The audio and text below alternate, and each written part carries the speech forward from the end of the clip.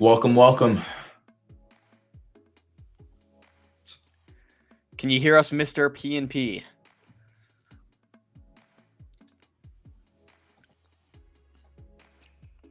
Sounds like some technical difficulties.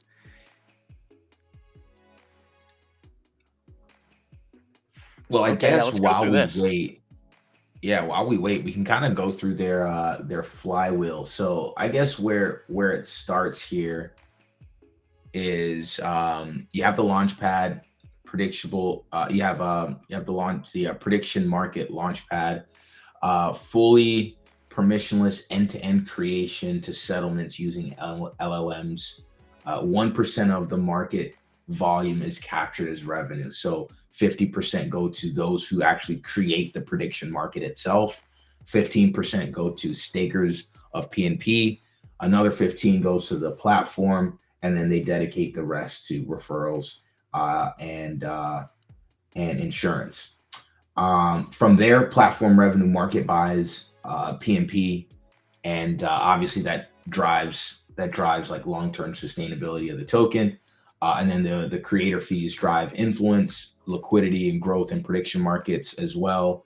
And obviously, this all kind of funnels into staking revenue, which also drives further demand for the PNP token. So the way I'm looking at this, basically, they leverage AI to create a prediction market based on the volume that they generate on these markets. A portion of that is going to go to um, market buying PNP, and then also it's also going to go to those that stake the PNP token. And I guess this is kind of the part where Believe comes into play because it says Believe trading fee claims go into surplus PNP buybacks, burns treasury building, leverage treasury collateral for yield, PNP token demand drives Believe app trading fees. So looking this is just kind of the additional Believe ecosystem flywheel that they have with all the fees that they're earning from the Believe platform, and it all kind of loops back together. What I really like is that the fact that they're using the treasury as a sort of like yield. Um, because I think I don't think many people are doing that right now. Yeah. I mean, we'll let them get into it. PNP, are you with us? Oh man. Oh man, dude. The mic's giving issues. Let's see. Yeah, it's nothing on our end. Make sure at the mic button on Restream, you've clicked down and you're selecting the right mic. So if you have an external microphone or it's your computer mic, make sure you're choosing the right one. Hear me? Hello? There we go. We There heard we something. go. Holy shit. Sorry, boys. I have been on the road traveling and I could not get this mic to work. But sorry about the delay, y'all. How are you doing? Dude, you're all good, man. It's a live show, so Doing it good. happens. But we're doing good. Yeah, totally missed the beginning of the stream, so not really sure what you guys covered. But yeah, my name's Frank. I'm a dev on the PNP team. How's everything going? It's going good. Nice to meet you, Frank. Going really good, man. Yeah, nice to meet you guys. And thank you guys so much for having us up here to kind of talk about our product and dive into it a little bit. Yeah. Yeah, absolutely, man. I think the best place that we like to start with these interviews, Frank, is just kind of your background. Give us the layout of the team. Are you crypto native? Did you come into crypto, over time, or what brought you here? What brought you to building PNP? So, kind of give us the backstory and how that brought you Yeah, would love to. Yeah, so I've been involved in crypto since about 2017. We mainly started doing Ethereum stuff. A lot of contracts in Ethereum were what we typically shipped, and a lot of back end work for that. The main dev is he wasn't able to join today, but he was the one that actually brought me in. His username on X is Proxima. We can link the GitHub as well if you guys want to see some of his work. But basically, what happened is for about the past, I want to say a year, we've been doing prediction markets, and we saw this prediction market article by Vitalik, the Ethereum founder, and we saw this massive opportunity to kind of take prediction markets and make it decentralized. So, I know you guys know we launched on Believe, right? We were one of the first projects to actually launch on Believe before that initial run up happened, before all that hype came through. But to be honest, we were working on this product 10 months before that launch happened. So we did a lot of back end work to make it, feasible. We actually, tried to get VC funding originally to make this a possibility, but without VC funding, it was really difficult to get it off the ground. That's when Believe came in. We were able to kind of utilize the fees and shift some of this work. But yeah, we really got into the prediction market space quite a long time ago.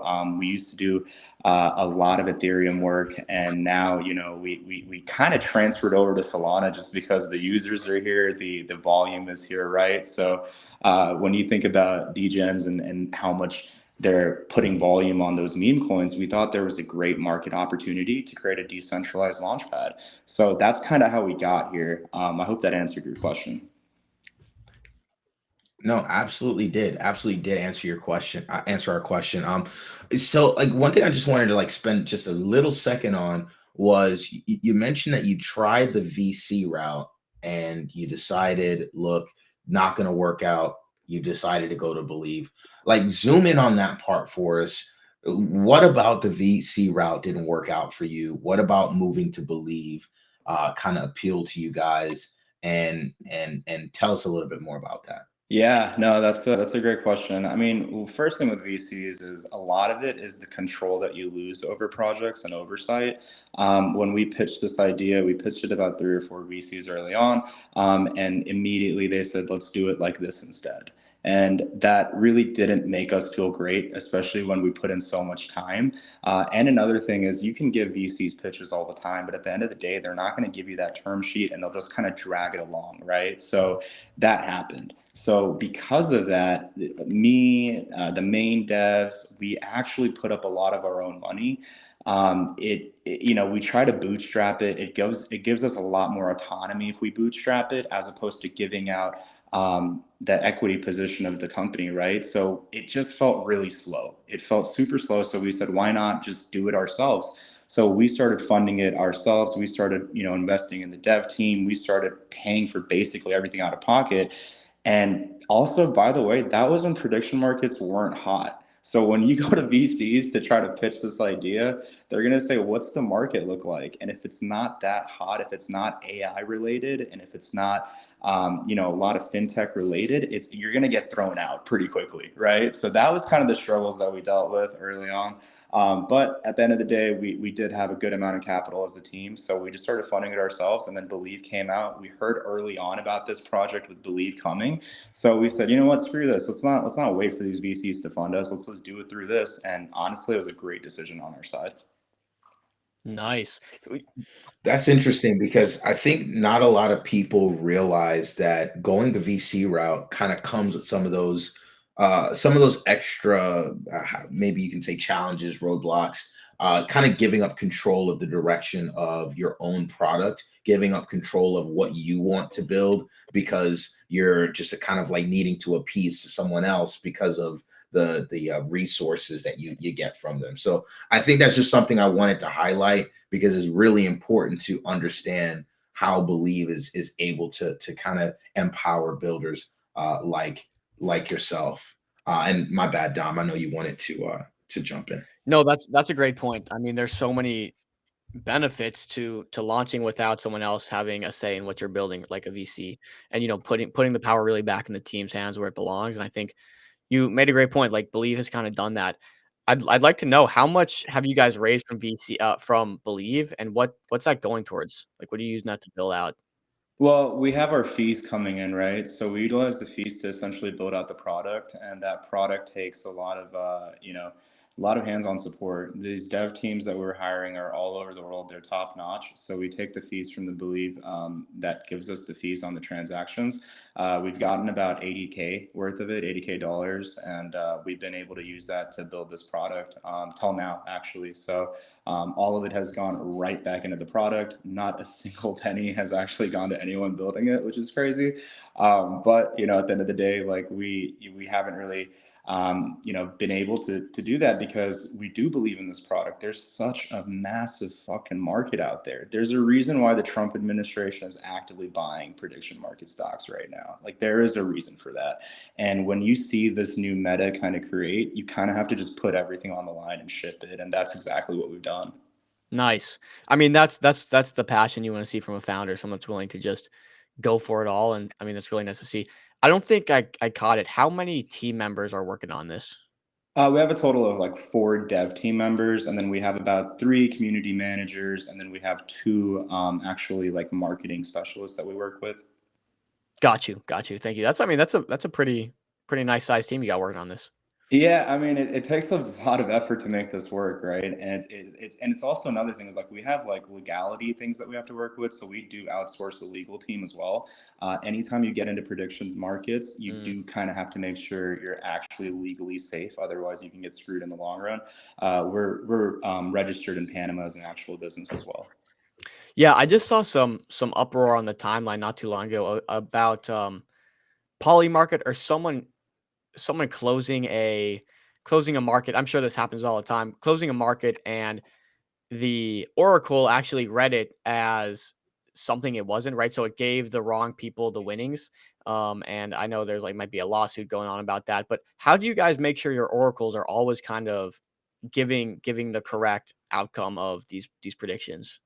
Yeah, great question. And honestly, I know which one you're talking about. You're talking about the Zelensky suit debate, whether he was wearing a suit or not, the Ukraine, president, and that caused a lot of uproar. And honestly, that would have never happened on PNP.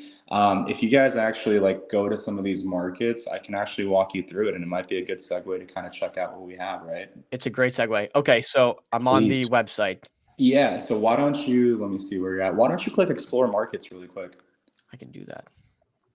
At the same time, if you would like to share your screen at any point and demo it yourself, absolutely feel free. Yeah, it might be a little tough because I'm doing this on my phone, and every time I exit this screen, it's making me cut out. Sorry, guys, I am on the road today, and I apologize about that. I should have had a laptop with me. But yeah, so if you want to click any of them, I mean, I think a fun one that we talked to the Believe team about was Here. Tyreek Hill trade. If you guys are into football, that's a good one. Yeah, if you click into any of them, I can kind of run you through how our Oracle actually works. I'm gonna click into this Ethereum one just because Chill has been extremely vocal about Ethereum hitting, much higher. I think 12,000 is his target at some point. 15K. 15K this cycle is what we're targeting. This cycle, yeah. Yeah, March 2026. Hey, if you want to put your money where your mouth is, go ahead and hammer this bet really quick. Yeah. Say less. So yeah, a little bit of reasoning. So if you scroll down, I can kind of give you the answer to the AI aspect. Perfect. So see how we actually have the settlement criteria here. Anytime a market is created that is resolvable, it tells you the exact reasoning that we use, right? And then at the next source, you see the resolution sources. So it has to be pulled from these sources in order for it to be legitimate, right? And then the very last thing is the reasoning, the settlement criteria. So Ethereum must reach or exceed 7,500 per token before December 31st, 2025. And it uses these sources. So any of those sources could validate it. So if you don't like it, you can actually create a different market and be that's not actually what I want to do. You can say, hey, will Ethereum hit 7,500 on only CoinGecko? And if you say that, then it takes away the other markets. So that is some of the flexibility, and that's our transparency that we can offer. When you do make these bets on other sites, like the Zelensky bet, there was really no criteria that was outwardly listed that people can reference. That was why there's such an uproar. So yeah, because if you watch the clips, Zelensky's not necessarily wearing a suit in the traditional sense. It's kind of I don't know, it looked like a suit, but it's kind of not a suit. It doesn't look like any of the other suits that the other members in that room were wearing, right? So that's where I think probably some of the confusion came from. Yeah, exactly. And so you can get very technical with it. And if that was made on this site, you can kind of explain what the suit is, and you can kind of look at the reasoning of the AI that says, here's what I think the suit is. So if you don't like that, you can create a different bet and share it. So that's kind of how we do it. We believe completely in transparency. We believe in just like letting you guys know up front how it's going to be settled. And at the end of it, we do have an AI settlement criteria. So the bets that happen settled, it tells you again, like, hey, these are why it's happened. And if you create a bet where the AI goes, I don't know what the fuck I'm doing, it's going to say it's not resolvable, and you're going to get your money back and say, hey, try again to create a bet, because this is one of those bets that we just can't unfortunately settle. Does that make sense? And it'll say that before it'll say that when you create the market or when it's Yeah, supposed to settle at the end. exactly. So as you try to create the market, it will tell you, hey, this is actually not really possible the way you're wording this. Can you try it again? And if you go back to the Explore markets, I can give you a little bit more justification on how it works. If you click on Cool. settled, you can kind of see some of the settled markets on the top right there. So Yeah. go ahead and like click on any of those, and you will see some more data.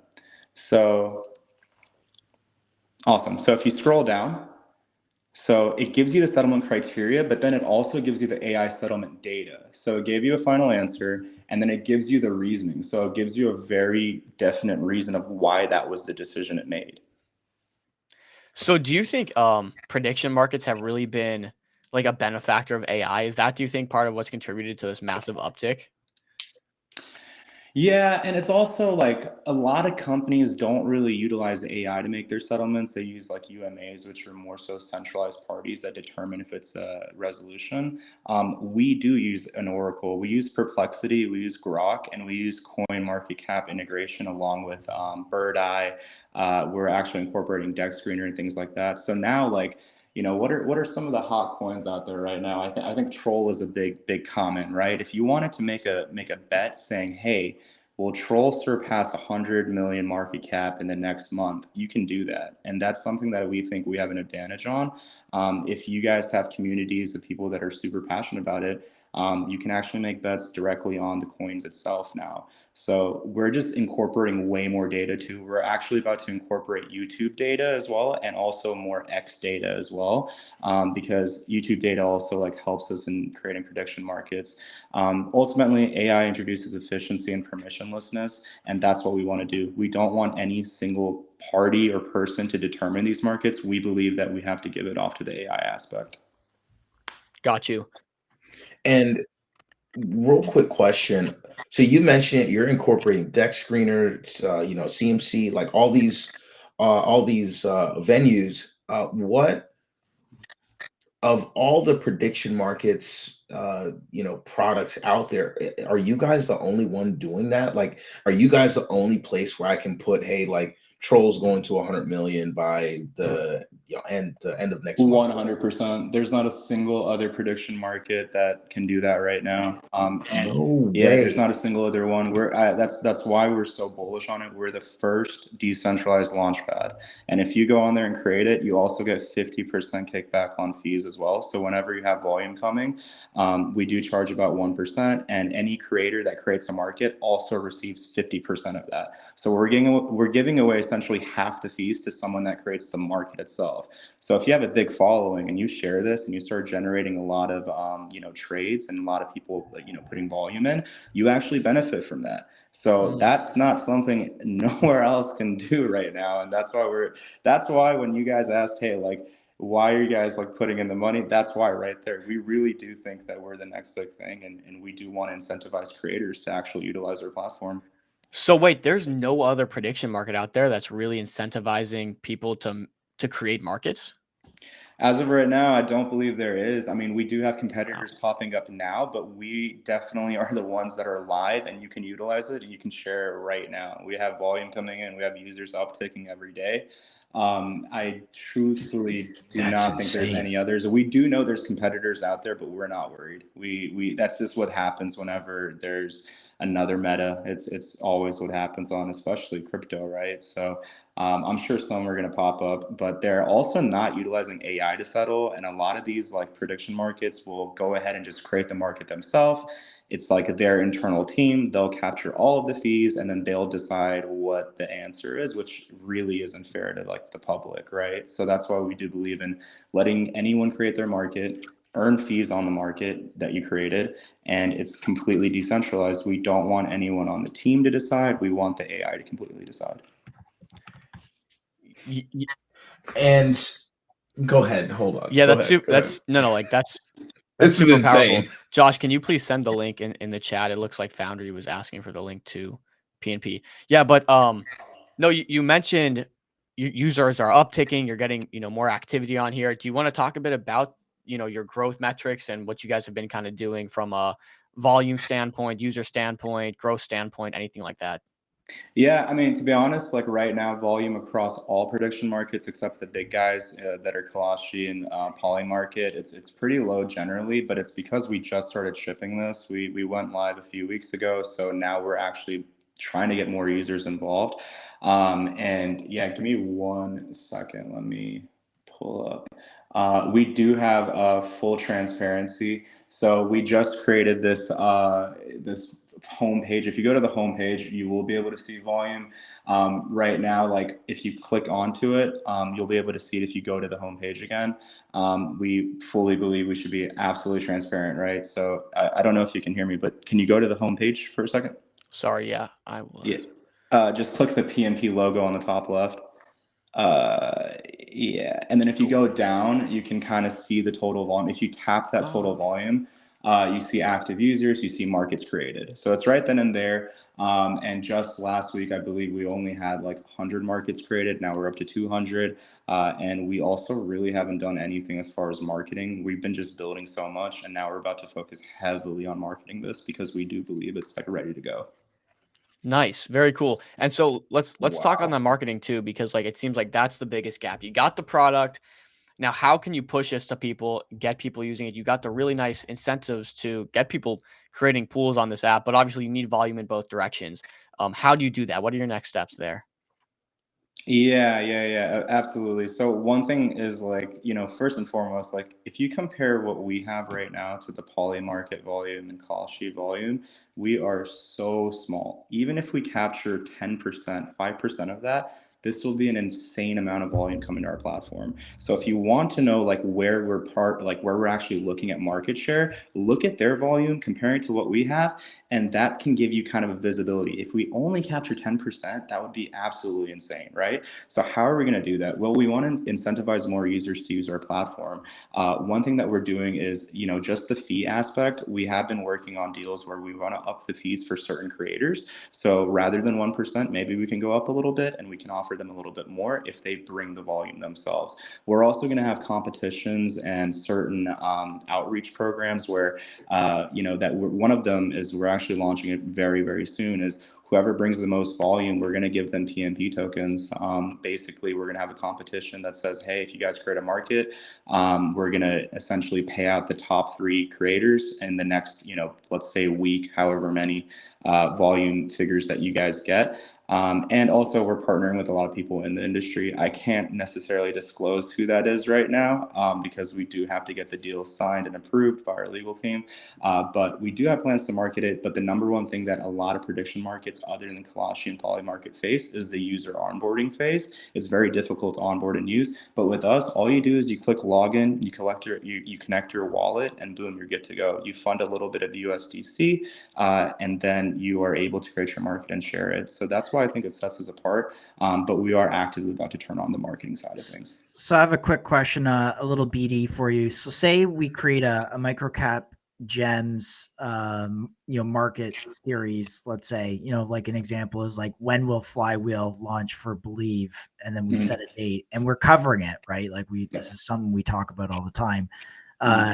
Then you get like deck screener integrates. So then we could ask like, all right, when will this coin hit this market cap? Yes or no, et cetera, et cetera. We then set up a ref link, and yeah, like I guess that's what we do. That's how we should think about it for our show. Yeah. And just to even give you more context, even before Dexter, like we have Bird Eye integrated right now, and CoinGecko and CoinMarketCap. So it's not just the big ones. We're able to pull data on some of these meme coins that are launched on Solana right now. We want to integrate Dexter to give bigger flexibility and a little bit more accuracy, but we can already do that. So if you want to go on there and say, hey, Flywheel for launch coin is going to drop next month, yes or no, boom, that's when you created a market right then and there, and then you can share it to your X, and then you can have people bet on it, and then whatever fees that you earn, whatever fees that the market earns, you're going to keep 50% of it. Amazing. And do we have an ability to segment within the platform, like our as a creator, the show as a creator, our kind of like channel on the show of markets related to us? So right now, our way that we have split markets is, right at the top, we do have like different types of markets, but we do have like a leaderboard of where top market creators stand. And so if that's what you mean, we can segment by that, and you can kind of check out what markets you've created yourself. But right now, we do want to integrate more on customization, because we do believe having a creator category section is actually a great call. So we're iterating on that, but just helping the product development cycle on stream for you here. I love it. Hey, I mean, we might as well throw you on the team, man. When can you start? We're happy to get any allo. Any allo. I will say this. Try to find me a decentralized prediction market that has everything that we do right now that you can use. I challenge you guys. Do it. I'll ship you guys some PNP if you find it. And so how long have you been working on this? We've been working on this for about a year now. About a year. Jeez. About a year. And that is that's well before this meta just heated up like it has. Yeah, which is kind of crazy, because like I said, like our lead dev, he wasn't able to join, but he's incredibly smart, and he has got into predictions market very early on, and he brought me on it. I worked with him on a few projects on the Ethereum side. So I want to say, like, truthfully, like we really started about 8 to 10 months ago on this. That's where we tried to get it going. We actually like first tried to launch on Base. We tested it constantly on Base, like all the time. We iterated it over and over again. But then the conversation was, all right, like Base does not have the volume, for what we want. We want to bring on users, and Base just doesn't have it right now. No shade to Base at all. We love that platform, but we figured Solana was a lot easier to onboard people. So that's kind of how we like originally started. Got you. Yeah. Let's walk it back a little bit. We had talked a bit about 50-50 fee split, something you guys use to incentivize holders or to incentivize market creators. Tell us about those fees. How much do you take from every transaction, and what does that look like for you guys? Yeah, because we wanted more people to like utilize our platform when we first started, we're just charging a 1% fee structure. So if you go to the how it works section, there should be a free fee breakdown, if I remember correctly. How it works. How it works. Oh, right at the top. Yep. Come on, Dom. There we go. Lock in. Lock in. No worries. Other like market creators. The reason we do this is because, like I said, we just kind of launched and we just want more users on. So right now we're charging a 1% fee. On our Twitter, it's on there right now. I don't think we added it to the actual website, but basically it's a 1% fee that we charge on any transaction when you use to buy the market itself. So the creator gets 50%, and then the team gets 50%, and about a quarter that just goes back into like insurance funds and building the product. Right now, priority right now is to kind of like increase or iterate on that fee percentage to be able to be more incentivized. Let me see if I can actually send that to you guys really quick. I have a tweet pulled up. Is this something similar? Good step towards diversifying markets by polymarket. Although the payout is pretty low, at PNP you get $5,000 per 1 million volume as a creator of the market, not a mere $300.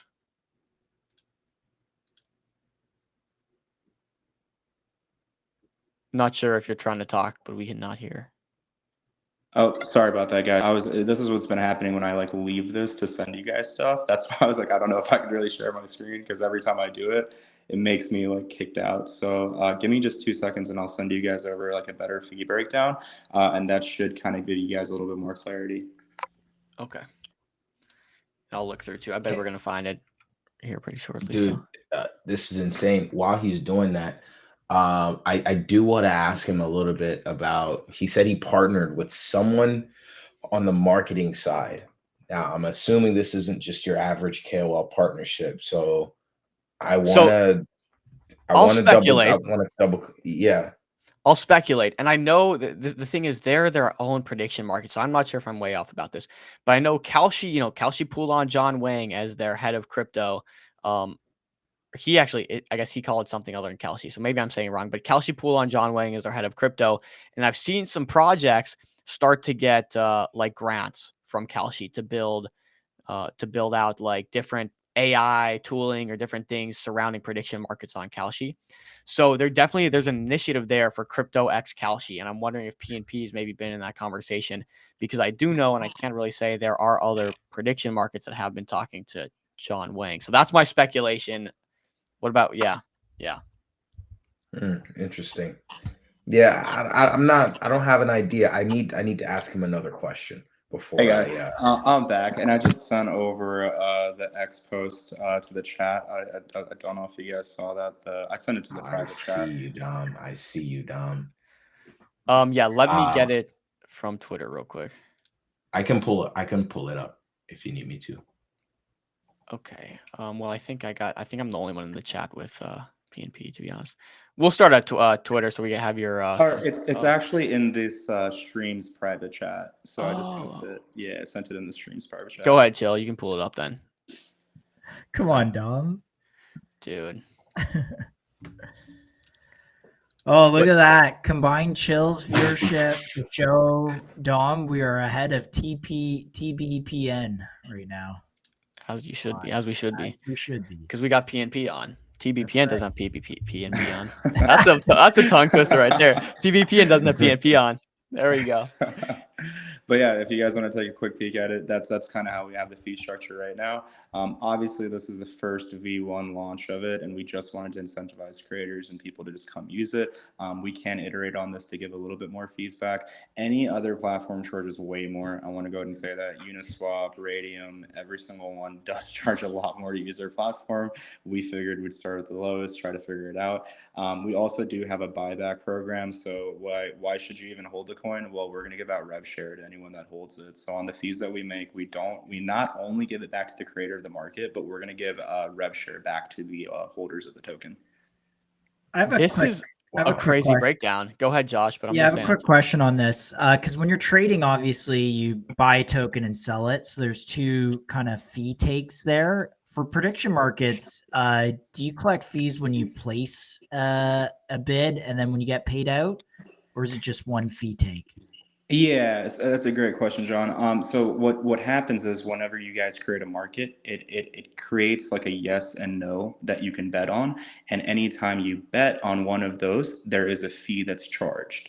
So anytime you buy and sell it, there is a fee that you get. So that's the only time that there's a fee. So you're like buying a yes token and then selling a yes token. Exactly. Yeah, exactly. And as the odds change, like if there's something that happened where, you put a lot of money on yes, and the odds are 50-50, but then boom, like something happened after where now the odds have shot up tremendously, right? There is no fee when you actually withdraw. It's only when you actually buy and sell it. Right. So hypothetically, if I put $1,000 into a market and let's say that, I don't know, 5X's, so it's $5,000. So you're taking 1% on the $1,000, which is $10. And then you're taking 1% on the 5,000 when I go to sell it, which is $50. There is no redemption fees. So whenever you try to pull it out, there's actually no fee on that. There's really only a fee on when you buy it or sell it. Okay. Does that make sense? Yeah. I'm just trying to think of like comparing this to normal volume through an AMM or whatever, like when you buy and sell tokens. But yeah. Yeah, definitely. And that's another thing, right? Like we just want to figure out a way to make this decentralized and permissionless and give honestly the power back to the people. Because if you look at how much Polymarket made on some of like the Trump bets that they had, they made an absolute killing, right? And a lot of it was just held within Polymarket. So we believe that if we incentivize people to make these markets, that we can actually give that fees back, and that's where I think we can have our breakthrough moment. Is it really just takes one market to go viral, if I'm being real with you guys. It's not really that much of a crazy explanation here. All we need is one massive player that makes a massive bet, and it just onboards many people. And once that happens, the dominoes will fall. You guys have, I mean, this is incredible fee structuring. Like, you guys are only keeping like 15%. Is that what I'm seeing for the most part? For the most part, yeah, for the team. That's yeah, like that's wild. I see the PNP holders get 15%. How's that distributed for stakers, or just every holder gets airdropped, or how would that work in the future? Yeah, I mean, right now there's a lot of different conversations that we're having on that. We essentially think that an airdrop could be the best way to do it, but we do want to maybe look into staking as well to see how we can, further incentivize. Right now, the volume, you guys, it's no joke, it is a little bit lower, so we do have a little bit of time to iterate on it. But everything that we've done has been, in the best interest of the holders. So we do believe that whatever we decide on officially, it's going to be the easiest way to get it, because we fully believe that if we make this super easy that your mom could do this shit, then the sky's the limit, right? We don't want to make this more complicated than it has to be. The team is iterating on it. Like I said, we are constantly working and trying to develop it, but that's kind of where we're landing right now. Do you guys have like an app in development or anything like that? Yeah, we do. It's coming. Right now we're working through the Android side of things, and then we want to go to iOS. You guys are making me spill a lot of alpha right now. Don't know how the rest of the team is. Don't know how the rest of the team is going to feel about Hey, that. that's what we do on this show. And you can believe it's gonna get clipped up, and yeah, so it's going everywhere now. You're cooking. You heard it Oh, here shit. first on MCG Live. Yeah, let's just keep that one between us. We are actually working. All right, we won't front run your announcement. Don't worry. Yeah, thanks. Appreciate that, guys. Damn, I just got a text saying, "What the fuck?" No way. No, it's okay. It's okay. And then another thing that I just wanted to talk about, since we're talking about alpha here, there's certain products where you can create a market on X, and that's exactly what we're about to launch.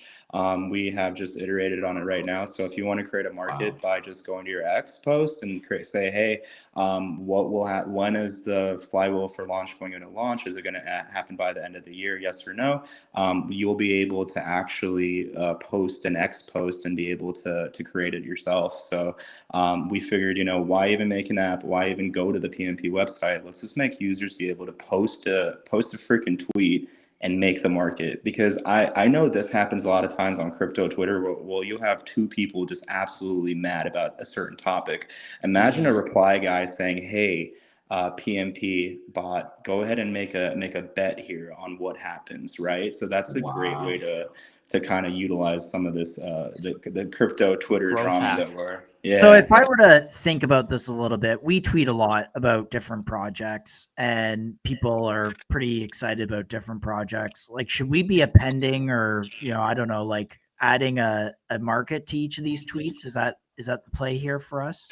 Absolutely. You absolutely should be doing that, because then you not only see the people that are just great at talking shit on Twitter, but you see where the money's going. So if you guys want to do that, that's definitely something that we believe in. And like that's really why like we believe prediction markets are some of the source of truth, because you do get the real, hey, this is where I'm putting my money. Like if you guys are talking about a certain meme coin, a flywheel, whatever, put it out to your followers, see where they actually want to land on it. And that's one of the things that you can do utilizing PNP. That's an interesting thing that you mentioned, like as far as like the search for truth. Michael Saylor, he often refers to Bitcoin as like digital energy, right? And like he's basically saying that you're using all of your time, your energy, your resources and you're putting that into accumulating Bitcoin. So say you're working and you're making money, you're putting that into Bitcoin, and in his mind, it's Bitcoin is that digital storehouse of energy. But essentially, that's any asset that you put you put your time, your energy, your resources into. And when you think of people actually putting and he's often even goes further and says it's like your life force essentially, because you are making a living and you're putting all of that into Bitcoin. So it is digital energy, digital life force type thing. But if people are really putting their hard-earned money to finding the truth and getting down to brass tacks on something, I think that's definitely something huge that prediction markets will unlock. And I mean, for the kind of Twitter, and where I can see PNP kind of being you talked about virality earlier, that could be a viral like tweet. If Trump or Elon or any of these figures that we talk about all the time, and you put a prediction market around it, and you do that via a tweet, not only can the market go viral, but the tweet itself can go viral. And that could be a really huge unlock for you guys. So whoever came up with that idea, shout out them, shout out to you guys. Yeah, no, hey, I appreciate that, man. That's exactly what we're thinking, and that's the vision for ourselves too, because this exceeds beyond just crypto stuff. Like just like you said, it can go into not only like sports betting, sports figures. We can talk about anything in the world utilizing this platform. And so that's where I think that, when I said all it takes is one viral bet, we're not just banking on crypto Twitter to help us do that. We're talking about politics. We're talking about anything that you want. You could even say, will Kim Kardashian have a sex tape next year? Yes. Like, you could do whatever you want with this. And that's the best part about this.